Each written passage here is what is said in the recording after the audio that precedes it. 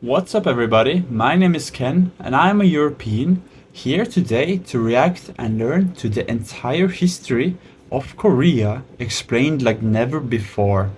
This looks very interesting. As a Norwegian European, we don't learn that much about Korea, just kind of like modern times, Japanese occupation, World War II era, but that's about it when it comes to my knowledge of Korea. So I thought reacting to this video would be really interesting. So yeah, this is a new channel, my first video. I plan on doing daily uploads here on this channel about reaction videos to Korea. So if you like that sort of content, then you should subscribe for more. Alright, without further ado, let's get into this video. Let's go. Picture a nation that has faced over 2,000 years of invasions, occupations, and struggles for survival, yet emerged from each catastrophe stronger and more unified than before. Yeah. This is Korea, a peninsula I mean, from what I know, Korea has been occupied many times by China, Japan, and then you had the Korean War and the Soviet Union and Americans, and yeah, a lot of fighting here. whose strategic location between China and Japan made it both a bridge between civilizations and a battlefield for competing empires. From ancient tribal confederations to modern economic powerhouses, Korea's story is one of remarkable resilience, brilliant innovation, and an unbreakable will to preserve cultural identity against overwhelming odds. What makes Korea's journey so extraordinary isn't just the dramatic battles or political upheavals, but how its people consistently transformed foreign challenges into opportunities for growth. They invented technologies that revolutionized communication, created art that influenced entire regions, and developed diplomatic strategies that allowed a small nation to survive between superpowers. But perhaps most importantly, Interesting. they proved I haven't heard of any of this. I don't know what he's referring to here. I hope he explains in this video what those things are. that cultural identity can endure even the most determined attempts at erasure. The Korean peninsula's geographic position has been both its greatest blessing and its most persistent curse. Situated at the crossroads of East Asian civilization, Korea became a natural conduit for ideas, technologies, and trade flowing between the Chinese I mainland must say the visual art in this video is really good. It really brings it to life. and the Japanese archipelago.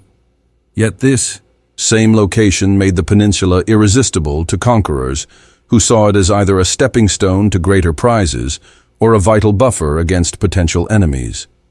Understanding Korea's history means grasping this fundamental tension between opportunity and vulnerability. Every Korean dynasty, from the earliest kingdoms to modern governments, has wrestled with the same essential question: how does a nation maintain independence while living in the shadow of powerful neighbors? The answer is It's really difficult, right? China's always been massive, and there's been Japanese presence, and that's really the only neighbors of Korea. Now you have Russia, but there used to be China there also, so... Korean leaders found to this dilemma shaped not only their own destiny, but influenced the entire course of East Asian history.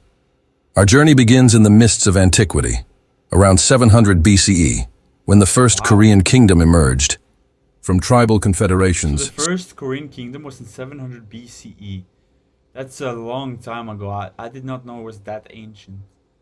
I know about like Joseon also. Maybe I pronounced that wrong, sorry.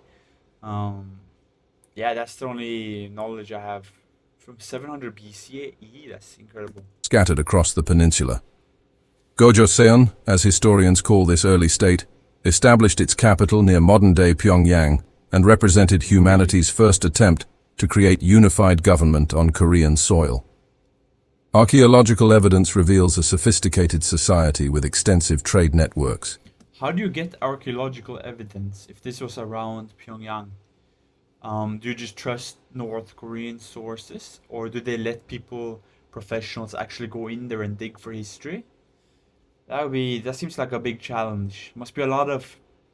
It's very sad to think about. Must be a lot of lost history in those locked away borders of North Korea, in the ground and everywhere. Advanced metallurgy, and complex social hierarchies. But even these earliest Koreans faced the geographic reality that would define their descendants' struggles. Chinese records describe Gojoseon as wealthy and well-organized, yet increasingly drawn into China's expanding sphere of influence. The relationship began as mutually beneficial trade, but gradually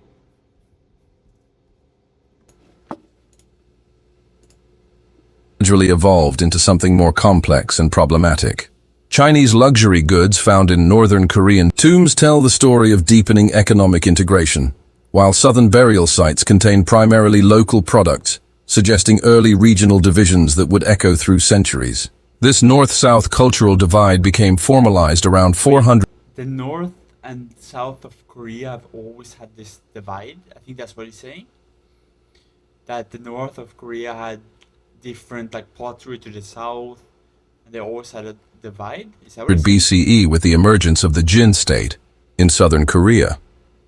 Remarkably, the boundary between Jin and Gojoseon ran close to what would later become the 38th parallel, hinting that geography itself seemed to So North Korea is making an argument, I don't know if it's true, never heard about this, that North and South Korea always were kind of distinct, a little bit different.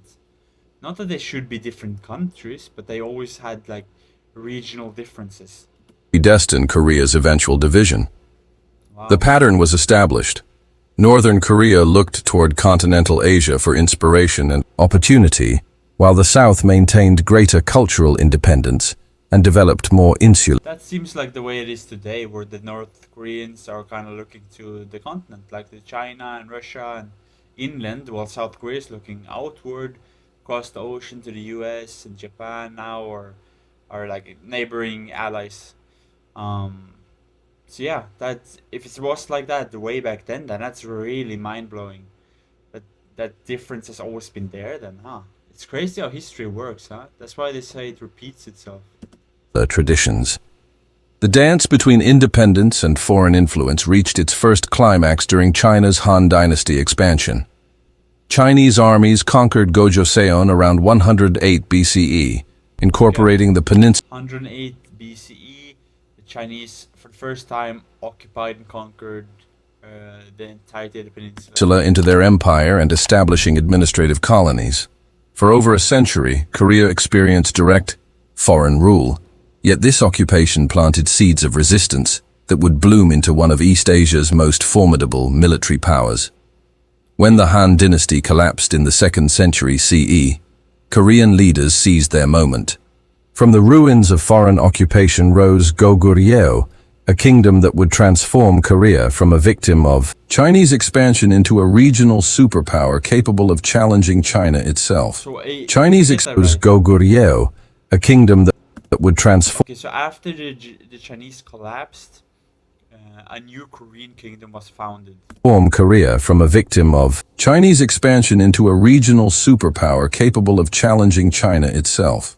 Wow, so there was a really powerful Korean kingdom after the Chinese collapsed that emerged, and it could challenge even China. That's really interesting. This transformation required a complete reimagining of Korean society, culture, and military capabilities. Goguryeu's founders understood that survival required more than just declaring independence. It demanded the strength to defend that independence against any challenger. They systematically militarized Korean society, constructing massive fortress complexes across their territory and developing elite cavalry units that became... I wonder became... if you can still see these fortresses. I wonder what a Korean fortress looks like.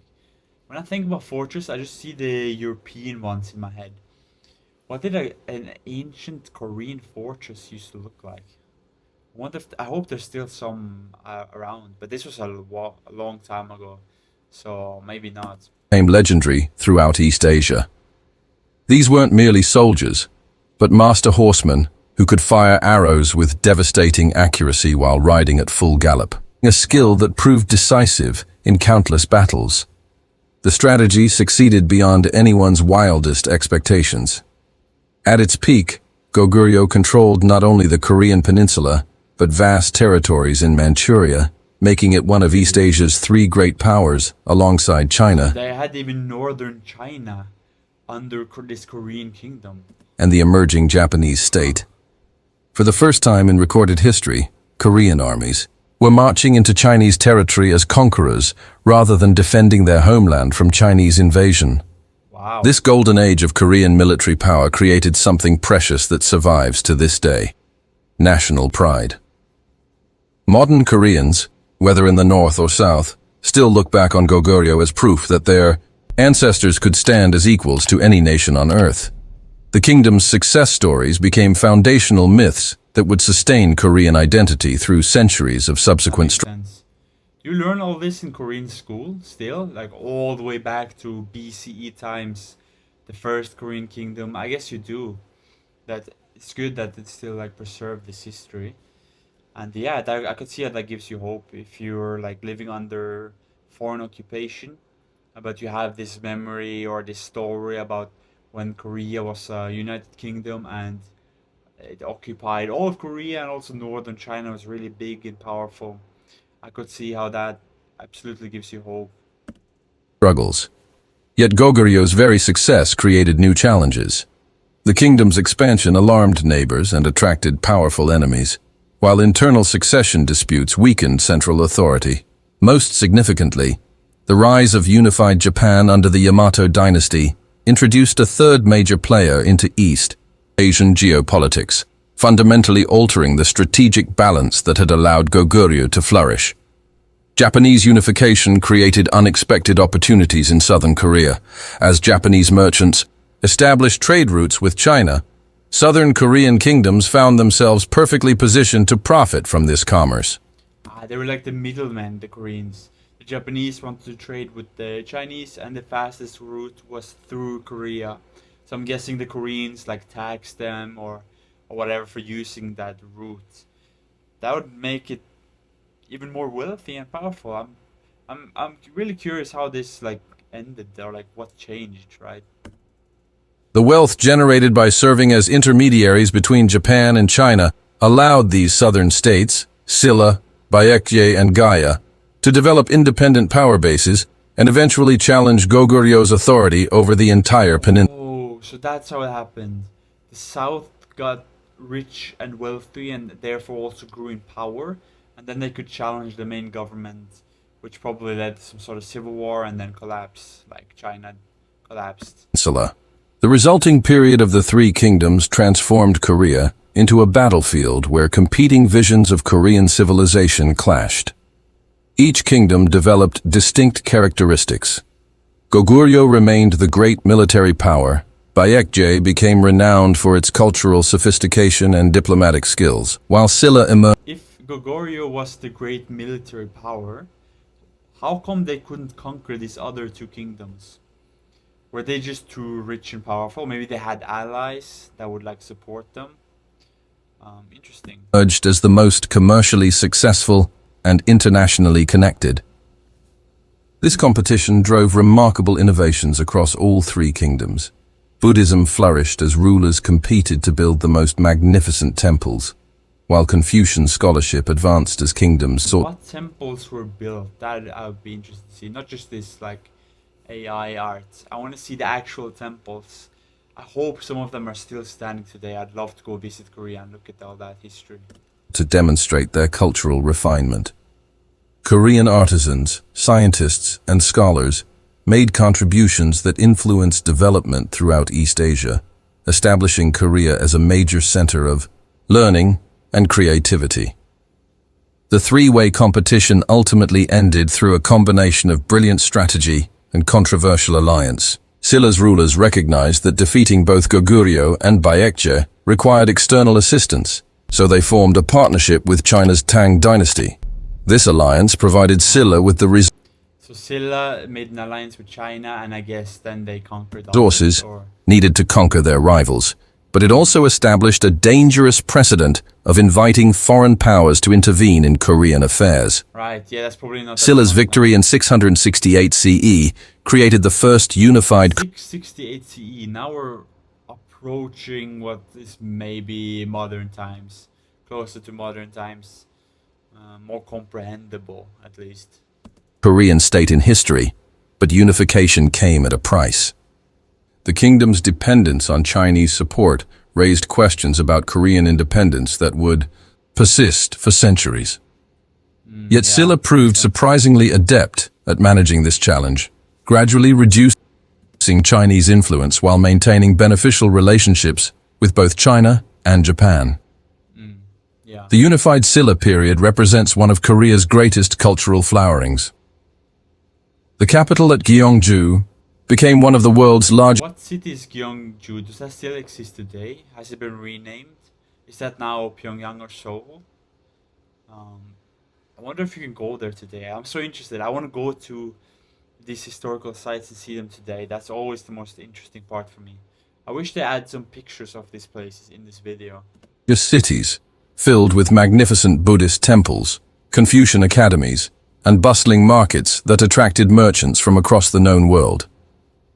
Korean innovations in art, literature, astronomy, and technology during this era influenced development throughout East Asia and established many cultural traditions that remain distinctly Korean today. This golden age demonstrated Korea's remarkable ability to synthesize foreign influences into something uniquely Korean. Alright guys, this video is a little bit long, so we're gonna cut it into 2 parts. So thank you so much for watching. We'll watch the rest tomorrow. This was really interesting. I definitely want to see the rest of this. On this channel, I'll be making 1 video daily reacting to Korea. So if you like this type of content, then you should definitely like the video and subscribe. Also, if you have other videos about Korea in general that you want me to react to, maybe food, history, culture, anything, then you can leave suggestions in the comments down below and I'll definitely check it out, and I'll give you credit if I end up reacting to that video. Alright, thank you so much for watching guys, and I'll see you for part 2 tomorrow. Alright, bye bye.